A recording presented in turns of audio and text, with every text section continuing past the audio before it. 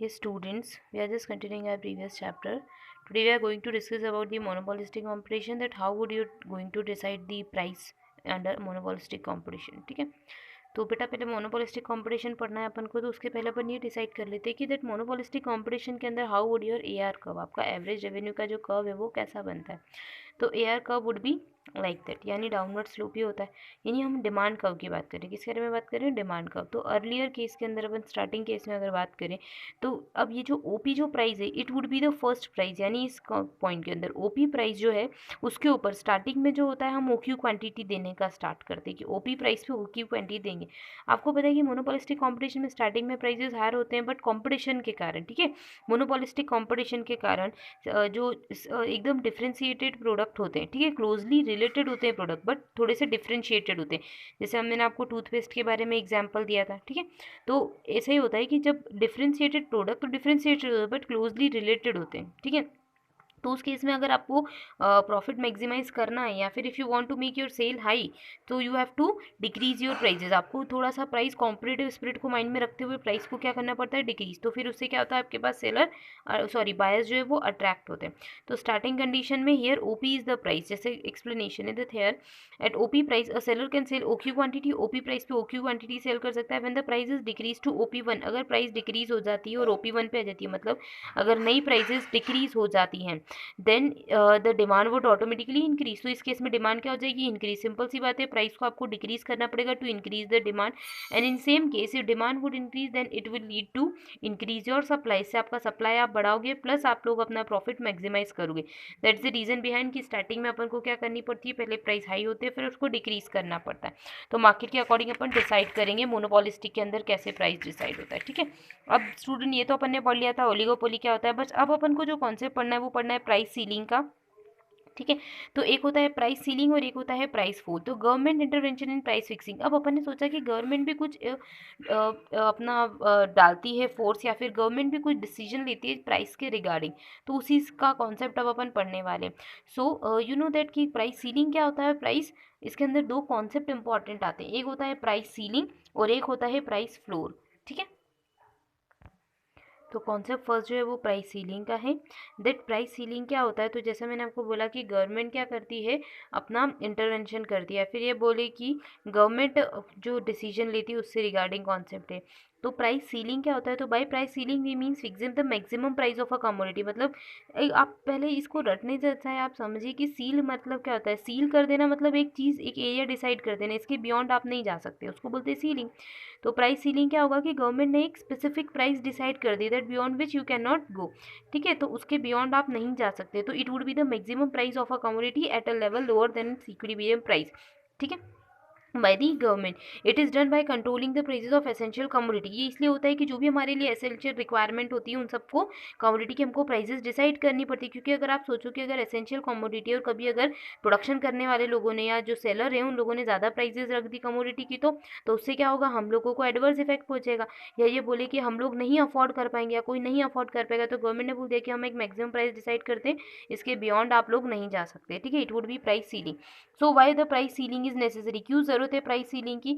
तो it is due to, क्योंकि कुछ प्रोडक्ट ऐसे होते हैं जैसा मैंने अभी आपको बोला कि एसेंशियल होते हैं कमोडिटीज़ के, ठीक है. तो एसेंशियल कमोडिटीज़ के केस में हमको ये डिसाइड करके रखना पड़ता है कि हम जो भी प्रोडक्शन कर रहे हैं, जो भी कमोडिटीज़ हम दे के रख रहे हैं, क्या वो कमोडिटीज़ हम अफोर्ड कर सकते हैं या नहीं. कभी अगर ज़्यादा प्राइजेज हो गए तो हम अफोर्ड नहीं कर पाएंगे, इसलिए हमने प्राइस सीलिंग का कॉन्सेप्ट लेके आए मार्केट में या फिर गवर्नमेंट लेके आए.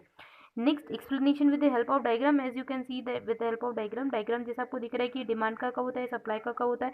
ये हमारे लिए इक्विलिब्रियम प्राइस होती है. ये क्या होती है, इक्विलिब्रियम प्राइस होती है. तो पहले अगर ये प्राइस होती है, मतलब ओपी अगर एक स्पेसिफिक प्राइस होती है, तो हमने क्या कर दिया, इक्विलिब्रियम पॉइंट डिसाइड कर लिया कि ये आपके लिए एक मैक्सिमम प्राइस हो जाएगा, ठीक है. Hope you got it. ये चीज़ आपको समझ में आई होगी. बस ये ध्यान रखिएगा कि सीलिंग का मीनिंग क्या होता है, ठीक है. तो ये तो एक सिस्टम हो गया. फिर इसके बाद अपन देख सकते हैं कि इम्पोजिंग ऑफ रेशनल सिस्टम, मतलब एक तरीके का रेशनिंग सिस्टम होता है, ठीक है. राशनिंग सिस्टम अपन बोल सकते हैं. To meet the excess demand, अगर कभी इकोनॉमी में एक्सेस डिमांड हो जाती है तो गवर्नमेंट में also impose the rationing system. Rationing का सिस्टम रखती है. That rationing refers to the technique for devices adopted by the government to supply the minimum quotas, मतलब specific quantity. Quotas mean quantity जो भी होती है एसेंशियल कमोडिटी की और गुड्स की, वो गवर्नमेंट जो होती है वो क्या करती है, लेस देन इक्विलिब्रियम प्राइस पे गवर्नमेंट अफोर्ड करवाती है जो लोग रिक्वायर्ड नहीं कर पाते, जो लोग नहीं ले पाते। जैसे आप लोगों को पता है राशन की शॉप्स होती हैं, ठीक है, कूपन सिस्टम होता है, तो उस टाइप का सिस्टम जो होता है वो इसलिए होता है कि हर प्रोडक्ट को हर कोई पर्सन अवेल कर सके। Next would be the difficulty face by the consumer in obtaining the good for fair price. मतलब कुछ प्रोडक्ट होते हैं जिनकी फेयर प्राइसेस नहीं डिसाइडेड होती, इसलिए गवर्नमेंट ने ये रोल प्ले करा कि हम एक मैक्सिमम प्राइस रख देंगे या फिर एक सील लगा देंगे कि इसके बियॉन्ड कोई भी पर्टिकुलर सप्लायर नहीं जा पाएगा। तो ये क्या हो जाएगा, ये एक बेनिफिट हो जाता है, ठीक है। तो जब कभी पर्सन को डिफिकल्टी आए, कंज्यूमर को डिफिकल्टी आए, तो they can easily overcome from that particular difficulty. अब देखते हैं नया कॉन्सेप्ट जो आता है वो प्राइस फ्लोर का होता है। तो प्राइस फ्लोर जो होता है वो एमएसपी होता है, जैसा आगे आप लोग जानते हैं, मिनिमम सपोर्ट प्राइस। तो द गवर्नमेंट पे the intervene the process to for from the point of view for determination by the means of price floor. तो price floor means that the minimum price above the equilibrium price, ये equilibrium price से ज़्यादा होगी। पहले जैसे हमने decide किया था तो वो equilibrium से कम थी। आप लोग ने जैसे अभी कॉन्सेप्ट देखा था तो उसके अंदर equilibrium का से कम प्राइस थी, जैसा कि अभी देखो ये equilibrium प्राइस थी, इससे कम प्राइस गवर्नमेंट ने फिक्स कर दी, ठीक है। तो वो हो जाएगी कि हाँ चलो ठीक है, इसके बियॉन्ड तो आप नहीं जा सकते ना, तो ये डिसाइड कर दिया। जैसे यहाँ पे जो केस होता है वो एमएसपी का होता है। क्या होता है, एमएसपी का। तो एमएसपी का हम अमाउंट काय के लिए डिसाइड करते हैं, गवर्नमेंट मिनिमम सपोर्ट प्राइस जो होती है, it is about then equilibrium price fixed by the government which the producers must be paid, ठीक है, for a particular production work, ठीक है। तो इसी को बोलते हैं minimum price ceiling, sorry it is also called the minimum price ceiling. इसको अपन क्या बोल सकते हैं, मिनिमम प्राइस सीलिंग, यानी एक मिनिमम अमाउंट, ठीक है। तो प्राइस फ्लोर यानी फ्लोर प्राइस, एक बेस प्राइस हो जाती है, अपन ये बोल सकते हैं। तो क्या ज़रूरत है प्राइस फ्लोर करने की, जैसे वहाँ पे अब गवर्नमेंट ने फिक्स किया तो क्या ज़रूरत थी, तो कंज्यूमर का बेनिफिट देखना था। तो यहाँ पे हमको किसका देखना है बेनिफिट, तो प्रोड्यूसर्स का बेनिफिट देखना है। So the need for the price floor is arises when the government finds that equilibrium price is too less. जब गवर्नमेंट को लगता है कि नहीं इक्विलिब्रियम प्राइस बहुत लेस है फॉर द प्रोड्यूसर्स, ठीक है, so that they if they are not being able to get their cost, ठीक है, अगर वो अपनी कॉस्ट ही नहीं निकाल पा रहे हैं तो फिर आगे प्रॉफिट कैसे करेंगे। तो इसलिए गवर्नमेंट ने क्या कर दिया, प्राइस फ्लोर का कॉन्सेप्ट लगा दिया। As you can see in about explanation देख सकते हो आप डायग्राम का। जैसे डिमांड और प्राइस के डिमांड और सप्लाई के इंटरसेक्शन से हमको प्राइस डिसाइड हुई, उसके ऊपर गवर्नमेंट ने एक प्राइस फ्लोर का कॉन्सेप्ट डाल दिया। प्राइस फ्लोर आ गया यानी कि अबाव वाली प्राइस, ठीक है। तो ये हमारे पास हो जाता है कॉन्सेप्ट जो हो जाता है एमएसपी का, यानी मिनिमम सपोर्ट प्राइस बोलो, प्राइस फ्लोर बोलो, one and the same thing. अब अपन बात करते हैं बफर स्टॉक के बारे में स्टूडेंट्स। तो बफर स्टॉक क्या होता है, तो buffer stock is an appropriate tool for price floors in the hands of the government. So when market is lower than the price which should be given to the farmers as minimum support price, the government purchases the commodity at a high prices. Government क्या करती है, farmer लोगों को benefit पहुंचाने के लिए एक high prices के ऊपर कमोडिटीज को परचेज करती है from the farmer and so as to maintain the stock of commodity by itself. जैसे कभी कोई पेंडेमिक हो गई, कोई दिक्कत हो गई, कोई प्रॉब्लम आ गई, तो इसके लिए गवर्नमेंट पहले से एक स्टॉक मेंटेन करके रखती है कि अच्छा हम आपसे हाई प्राइसेस पे अभी ले लेते हैं प्रोडक्ट, हम हमारे पास स्टोर करके रखेंगे, as and when we required it, या जब शॉर्टेज होगी तो हम आपको प्रोवाइड कर देंगे, ठीक है। तो ये आप इसका डिफरेंस बिटवीन पढ़ सकते हैं कि प्राइस फ्लोर और प्राइस सीलिंग का क्या डिफरेंस है। Now let's discuss about the market price and normal price. क्या होता है मार्केट प्राइस और क्या होता है normal price. So market price is the price of a commodity that prevail in the short period, ठीक है। जो शॉर्ट पीरियड के अंदर मार्केट में जो भी प्राइस चलती है किसी भी पर्टिकुलर कमोडिटी के लिए, it is known as your market price. It is also called as the very short period equilibrium price, को अपन इक्विलिब्रियम प्राइस भी बोल सकते हैं। In this case the supply of the goods is limited by the existing stock of a goods, यानी कि जो भी गुड्स है उनका स्टॉक जो होता है या सप्लाई जो होता है वो लिमिटेड होता है। तो supply is regarded as constant, supply तो आपको पता है, ठीक है, सप्लाई कांस्टेंट हो जाता है। It can not be adjusted according to the change in demand. Generally अगर अपन बात करें तो छोटे छोटे जैसे ड्यूरेबल गुड्स होते हैं, ठीक है, जो पेरिशेबल नेचर के प्रोडक्ट होते हैं, इस केस के अंदर अगर अपन बात कर सकते हैं तो सप्लाई क्या होता है, कांस्टेंट होता है।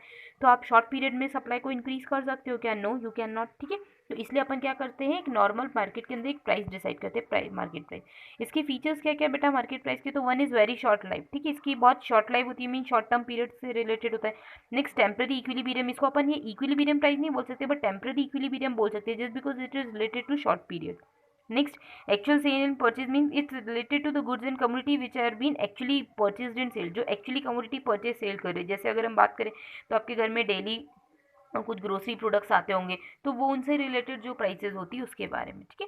Next would be the tendency means the market price tends to revolve around normal price. ये मार्केट के प्राइस जो होता है वो नॉर्मल मार्केट प्राइस के इक्वली होता है। मतलब नॉर्मली जो एक पर्टिकुलर प्रोडक्ट की प्राइस जैसे 10 रुपीज़ है तो इसके रिवॉल्व ही घूमता रहेगा, वो 9 होता रहेगा, 10 होगा, 11 होगा, मतलब उसके आसपास ही रिवॉल्व होता रहेगा। Tendency influence on the price in determination of the market price, the demand force is more effective than supply. आपको पता है कि मार्केट में डिमांड ज़्यादा इंपॉर्टेंट रोल प्ले करती है। अगर डिमांड किसी चीज़ की होती है तो ऑटोमेटिकली उस चीज़ का प्रोडक्शन होना स्टार्ट हो जाता है, सप्लाई हो जाती है। ठीक है.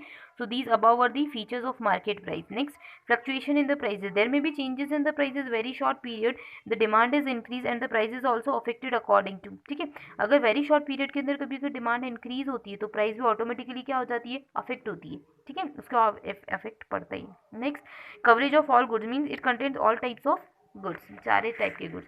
अपन डिटर्मिनेशन पढ़ लेते हैं कि मार्केट प्राइस को कैसे डिटरमाइन करेंगे. तो in case of perishable commodity, you know that perishable commodity क्या होता है ना, जो शॉर्ट टर्म पीरियड से रिलेटेड, जैसे मिल्क होता है, फिश होता है, वेजिटेबल्स हम नॉर्मली बात करें तो आपको समझ में आ जाएगा डेली कंजम्पशन से. Which can not be store, ये प्रोडक्ट तो हम स्टोर कर सकते हैं क्या, no, they are perishable in nature and we keep in fact for a long time. ठीक है, अपन इनको लॉन्ग टाइम के लिए नहीं रख सकते. So the supply curve is perfectly in elastic. इनका सप्लाई कर्व कैसा होता है, इन इलास्टिक होता है, चेंज नहीं होता है. Therefore the price will be determined by the demand force. अपन कैसे प्राइस डिसाइड करेंगे, डिमांड के अकॉर्डिंग, क्योंकि सप्लाई तो फिक्स होता है. आगे, if the demand goes up, अगर डिमांड इंक्रीज हो जाती है, बेटा इसके नीचे हाईलाइट कीजिएगा, demand goes up the price will also goes up. तो प्राइस भी क्या हो जाती है, इंक्रीज हो जाती है. On the other hand demand fall हो जाती है तो प्राइस भी क्या हो जाती है, फॉल हो जाती है. ठीक है, ये इसका एक्सप्लेनेशन है, दैट्स इट. जैसा आप लोगों को दिख रहा है कि प्राइजेस का क्या होता जा रहा है, चेंज होता जा रहा है. पहले प्राइस क्या होती है, फिर इंक्रीज हो जाती है, फिर डिक्रीज हो जाती है, तो डिमांड का भी उसी के साथ रिलेशन होता है. Next, in the case of durable goods अगर अपन पढ़ते हैं तो which can be, durable goods क्या होता है, तो which can be store for a next market period. जैसे कुछ गुड्स को अपन स्टोर करके रखते हैं, जैसे वीट होता है, टी होता है, कॉफी होता है, शुगर होता है. ठीक है, so the supply curve is not perfectly in elastic. तो इसका सप्लाई कर्व इन इलास्टिक नहीं होता है, मीन्स इसमें भी चेंज हो सकता है. ठीक है, are durable goods are of two price level. इनके लिए दो प्राइस लेवल डिसाइड होते हैं. Firstly there is a price level which is sufficiently high so that the seller will be ready to supply. मतलब स्टार्टिंग में price level high होता है तो सेलर जो होता है वो उसके लिए क्या होता है, वो अपने गुड्स को सोचता है कि ज़्यादा से ज़्यादा सेल हो. होल स्टॉक जो होता है उसका सारा के सारा स्टॉक वो सोल्ड करना चाहता है. Next, there is a minimum price. एक मिनिमम प्राइस होती है below which the seller will not ready to sell. या तो आप हाई प्राइजेस रखोगे जिसके अंदर आपका स्टॉक सोल्ड हो जाए, या फिर आप ड्यूरेबल गुड्स के अंदर लो प्राइजेस रखोगे. तो it depends on your demand. ये सारा के सारा टाइप पे डिपेंड होगा, आपकी डिमांड के अकॉर्डिंग डिसाइड होगा. ठीक है, ये कॉन्सेप्ट हमने देखा. अब इसके बाद अपन एक सिंपल सा कॉन्सेप्ट पढ़ते हैं नॉर्मल प्राइस से रिलेटेड. फिर इसके बाद इसका एक डिफरेंस बिटवीन देखेंगे, दैट्स इट. इसके बाद हमारा चैप्टर जो है वो क्लोज हो जाएगा. तो meaning and definition of normal price क्या होता है, तो normal price is also known as the long term price. जैसे वो शॉर्ट टर्म से थी तो लॉन्ग टर्म से होगी, डेफिनेटली बात है. In the words of the Marshall, normal and the natural value of the commodity is that which economic forces would be tend to bring about in long run. मतलब long run के अंदर जो भी economy के अंदर market demand supply के according जो price decide होती है, it would be your normal price. अब ये हाईलाइटेड डेफिनेशन पढ़ते हैं that normal price of a goods is not the same thing as the average price of the goods. मतलब normal price को अगर एवरेज प्राइस बोले तो ये गलत बात होगी. Normal price is not the average price, it is the price of which actual price tends to reach in the long run. Means if there would be the concept of long run, अगर long run में किसी चीज़ का production नहीं होता, पहली चीज it is related to long run. ठीक है, so whatever would be your price, ठीक है, which you can easily calculate by the intersecting point of demand and supply, it would be your normal price. ये आपकी क्या हो जाएगी, normal price. Hope you got it. उसके features बहुत simple है, जो हमारे पास प्राइस के थे उसी से रिलेटेड है, बट उससे अपोजिट है. जैसे वो शॉर्ट रन में थी तो ये लॉन्ग रन में. Sufficient time for adjustment, simple सी बात है कि if it is a case of long run then we can easily make adjustments. Next, permanent equilibrium. इसका परमानेंट इक्विलिब्रियम होता है वो टेम्पररी बेसिस पे थी. Permanent forces means it is determined by the permanent market force, यानी demand और supply का कितना मार्केट फोर्स होगा उसके अकॉर्डिंग अपन डिसाइड करेंगे. ठीक है, next, equal to the cost means ये प्राइस इससे होती है जो हमको कॉस्ट ऑफ प्रोडक्शन की इक्वल होती है, जनरली ये बोल सकते हैं. Reproductive goods means goods are those which are not durable. यहाँ पे रिप्रोडक्टिव गुड्स होते हैं, वापस अपन उनका स्पेसिफिक टाइम के अंदर जनरेशन कर सकते हैं, मोर टाइम पीरियड से रिलेटेड होते हैं. Determination of normal price, upon normal price को कैसे डिसाइड करते हैं, तो अब आप लोगों को याद होगा लास्ट ही अपन ने वीडियो में पढ़ रखा है, सेम वैसा एक्सप्लेनेशन है. दैट एवरेज रेवेन्यू और एवरेज मार्जिनल इक्वल होते हैं. ये बात हो रही है बेटा परफेक्ट कॉम्पिटिशन के केस में, परफेक्ट कॉम्पिटिशन के केस में. ठीक है, तो मार्जिनल कॉस्ट का कर्व मार्जिनल रेवेन्यू के कर्व को क्या करेगा, बिलो कट करेगा. क्या करेगा, बिलो कट करेगा. तो it would B that condition. यहाँ पे जो प्राइस आएगी इसको अपन क्या बोलेंगे, market price, sorry normal price बोलेंगे, मैंने गलत बोल दिया, नॉर्मल प्राइस. ठीक है, अब इनके बीच का डिफरेंस बिटवीन जो है वो एकदम सिंपल है. That market price is the price prevailing in the particular market for short period. Short period के लिए जो प्राइस होती है उसको मार्केट प्राइस बोलते हैं. Normal price is related to for long term period.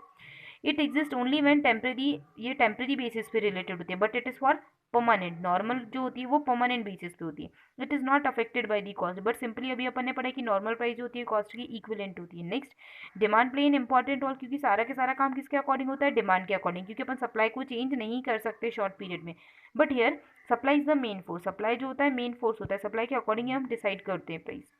Next, both perishable and durable goods have been covered under this category, market price में अपन पेरिशेबल गुड्स ले सकते हैं, बट यहाँ पे only durables and those type of goods which can be reproduced would be consider here. On this price the seller में gate abnormal profit, यहाँ पे एक एबनॉर्मल प्रॉफिट हो जाता है क्योंकि ये शॉर्ट टर्म बेसिस पे होता है, ठीक है। तो यहाँ पे डिमांड का इन्फ्लुएंस होता है, तो डिमांड जरूर इंपॉर्टेंट होती है, तो एकदम डिमांड आ जाती है तो अपन प्राइजेस बढ़ा देते हैं, जैसा भी अपन ने पढ़ा था, बट यहाँ पे एबनॉर्मल प्रॉफिट की कंडीशन नहीं होती, ठीक है। अब स्टूडेंट एक चीज़ पढ़िएगा कि ये जितने भी अपन ने मार्केट पढ़े इनका डिफरेंस बिटवीन दे रखा है बहुत अच्छे तरीके से, तो इसको बहुत अच्छे तरीके से आप लर्न कीजिएगा। और हमारा जो भी मार्केट की प्राइस डिटरमाइन करने के लिए टाइम सबसे इंपॉर्टेंट रोल होता है टाइम का, यानी कि लॉन्ग टर्म पीरियड का और शॉर्ट टर्म पीरियड का, ये डिफरेंस बिटवीन आप बहुत अच्छे से सॉल्व लर्न कीजिएगा, तो आपको सारी चीज़ें जो है वो क्लियर हो जाएंगी कि short term period sorry perfect competition monopoly imperfect competition में क्या क्या कंडीशंस बनती है। इसी के साथ हमारा चैप्टर जो है वो क्लोज होता है। Thank you.